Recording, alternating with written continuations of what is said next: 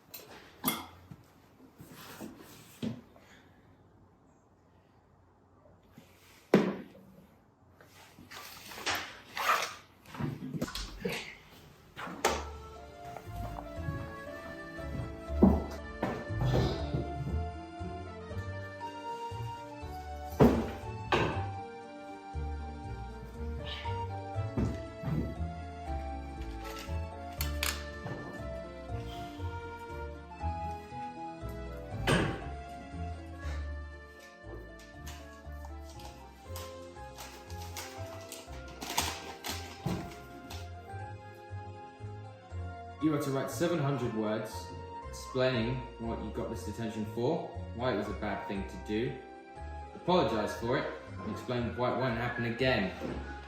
Understood.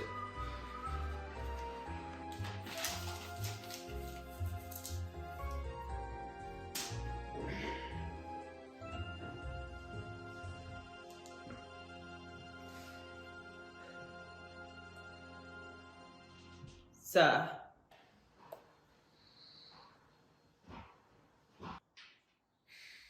Sir, I have an issue with the work. Good. Good. Good. I think I'm misunderstanding, sir. Yes, you are. What good would a detention do if you didn't have an issue with it? Oh, sir, no, that isn't the issue. Well then, what is this elusive problem of yours that seems to be causing me so much trouble, Mr. Gregory? It's just that I don't exactly know what to apologise for, sir. Then start thinking. You're a smart enough chap. Or perhaps that's just it. Maybe you're so infatuated by your own intelligence, you put yourself above wrongdoing. It appears you have an excess of pride to apologise for as well. Another peep from you, and I'll have you back here tomorrow. Understood?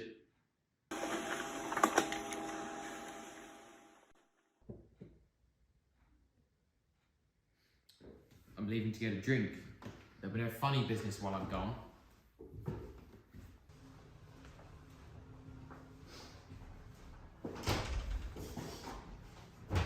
And if there is, Mrs. Price will make sure I know of it.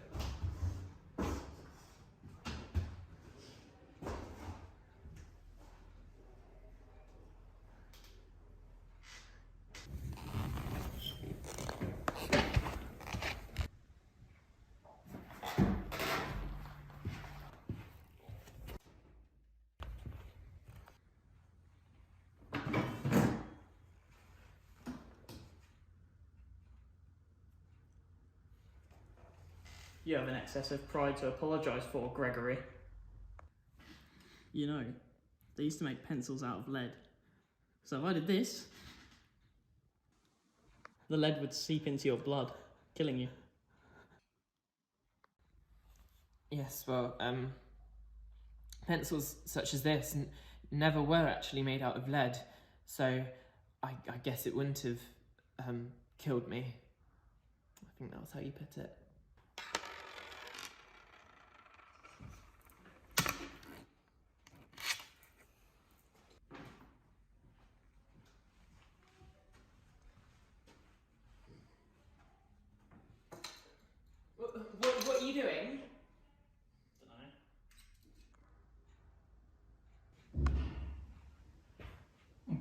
could do with a new coat.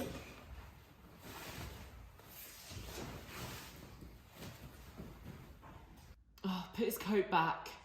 Can't feel though, innit? Oi, goth girl, give me my pencil back.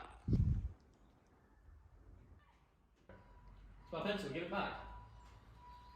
Do you even talk? Yes. Give me my pencil back. No. What have you done? You ruined his coat! It's not my fault, she tripped me up. No, I threw you on the ground. You two are going to be in so much trouble. I won't. I'll tell him it was you two. If you throw me under the bus, you won't get your pencil back. Keep the pencil, I really don't care. Well, good luck. I'm going to finish my essay. What are you doing? Give that back! No, it's your fault too. You're going to help us fix it. It's not my fault. Now give it back. No, it is your fault. If you hadn't given the pencil to Scarlett, this never would have happened. I didn't give it to her. She stole it. I knew you were just a thief. Rude. But that means you knew I'd steal it, so it is your fault, actually. Exactly. What help would I even be? There's nothing I can do about it. There's got to be something we can do. You're smart. Help us figure out. No, why do you even care so much? You never care about getting in trouble. Oh, Daniel. This is Mr. Skillet we're talking about here, Daniel. Now, I know it may come as a shock to you, but I actually don't want to get in trouble. Although, I'll admit it does run parallel to how I normally feel. It's counter to, not parallel. Didn't ask. You said runs parallel to, it's runs counter to, as in the opposite. Parallel would mean the same. Still didn't ask. Anyway, I'm not good at maths, but my point is this. Our good friend William is a psychopath. And yes, even I don't want to get in trouble with him, especially not for ruining what appears to be his very expensive coat. And I'd appreciate it. I think Scarlett would too. Right, Scarlett? What? Exactly. She would appreciate it too if you'd help us get out of trouble this one time. Fine, I'll help you, but just give me my essay back first. No can do. Then I won't help you. Then I'll rip it. Why can't you just give it back? Insurance policy? Fine, okay, I'll help you, but just give it back before Sarah gets here. Alright, I promise. Thank you.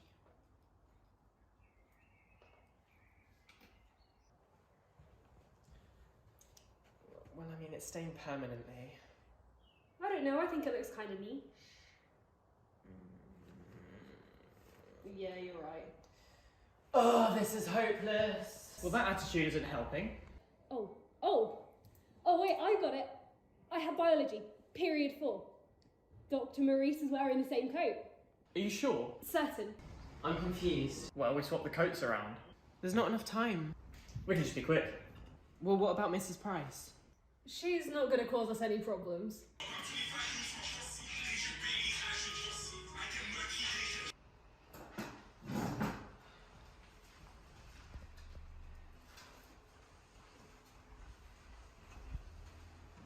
You coming?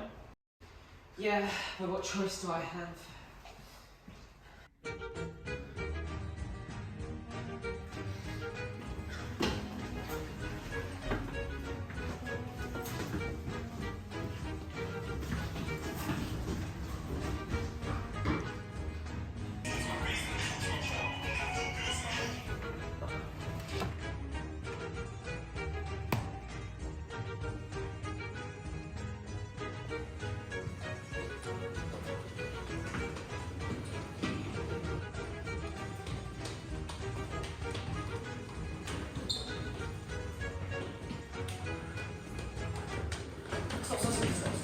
What?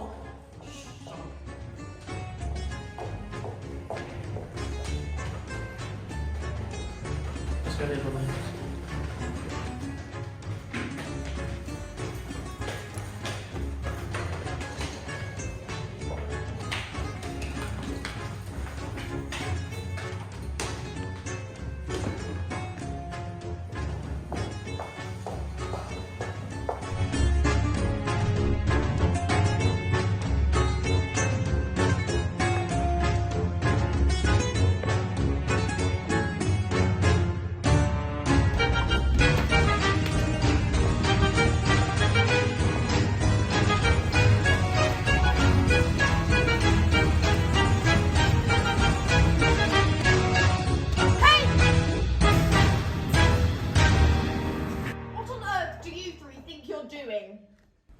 Stretching our legs. What else does it look like? Zip it, Robertson.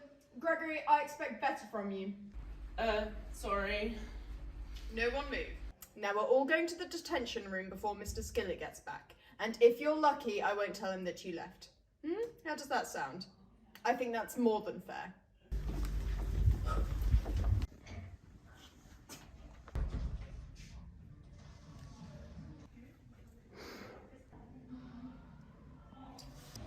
Do you know what this is, Amelia? No, what is it? I stole it from Miss Preeney's office. I had a copy made and I returned the other one the next day. 10 quid and I can open any door in the school, so... Bastard! You two, stay right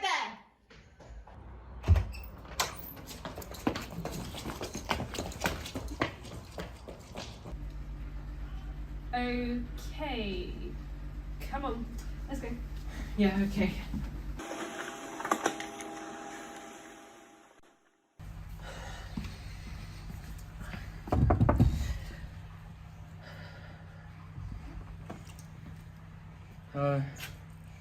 Hello, Daniel. What on earth are you doing at school at this hour? Well, I was doing some research, sir, and in the library, and I came across this really interesting article on avian evolution in the Galapagos, sir. Oh my, it is indeed very interesting. So, what brought you here?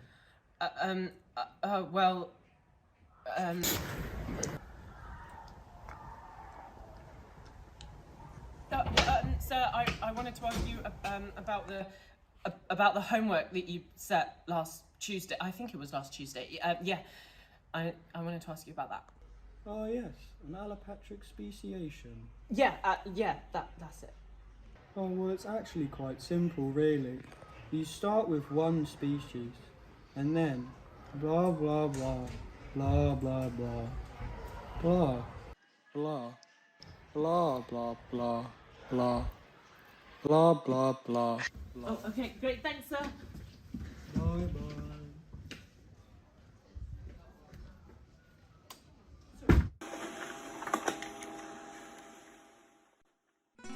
In terms of speed, Daniel and Scarlett, could be said, had succeeded beyond expectations, especially without their team's fastest member, Mr. Robertson. But for precision, they were only 50 to 90% successful, depending on how much one might value the importance of this one vital error when assessing their work. See, the coats belonging to Mr. Skillet and Dr. Maurice respectively were in fact the same brand, the same colour, and even made by the same child labourer in a factory in Indonesia. However, Mr. Skillet's coat was a medium, and Dr. Maurice's a small, owing to the discrepancy in size between the two men. This, in large part, can be blamed on Mr. Gregory and Mrs. Davies' lack of understanding when it came to the intricacies of effective deception. As such, it turned out that this unfortunate mistake was, in fact, the final brutal twist in this sadistic farce. Where's Jasper? It's fine, he's with Julia. Oh, what about these two? Oh, they've not done anything. Come in. Ah, good afternoon, Mrs. Price. What can I do for you? Miss. Miss Price, what can I do to help? I found him with this. Young man, what are you doing with this? I don't know what that is, I just found it.